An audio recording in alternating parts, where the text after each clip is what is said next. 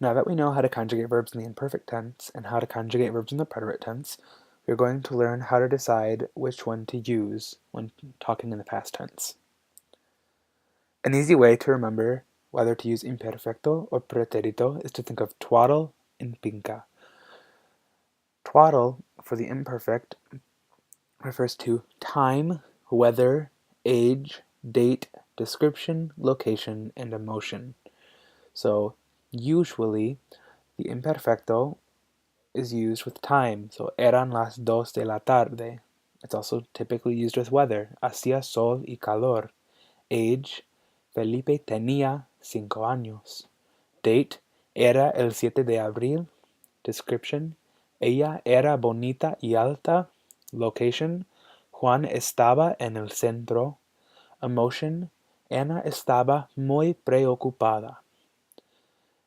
The preterite, el pretérito, is typically used with a period of time. So Marco fue al cine ayer. With individual events, Juan comió una manzana. The number of times, María me llamó 2 veces. A chain of events, Ana se levantó, se duchó, y se desayunó. And an action, a beginning or an end. Mi papá llegó a casa. Another easy way to think about imperfecto versus pretérito is if you think of what you're talking about as a story, and if it is background information, it's going to be imperfecto, and if it's something that moves the story forward, it's going to be pretérito. There are some common words and phrases that indicate specific time frames, and therefore signal the use of the pretérito, and there are other words and phrases that usually refer to the use of the imperfecto. So, if you see these words, ayer, anteayer, anoche, desde el primer momento, durante 2 siglos, el otro día, en ese momento, entonces, esta mañana, esta tarde, la semana pasada, el mes pasado, el año pasado, hace 2 días, hace 2 años, ayer por la mañana, ayer por la tarde. These usually signal the use of el pretérito because it happened in a specific time frame.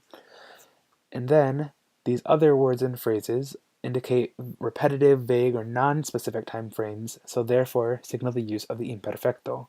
A menudo, a veces, cada día, cada semana, cada mes, cada año, con frecuencia, de vez en cuando, en aquella época, frecuentemente, generalmente, muchas veces, mucho, nunca, por un rato, siempre, tantas veces, todas las semanas, todos los días, todo el tiempo, y varias veces.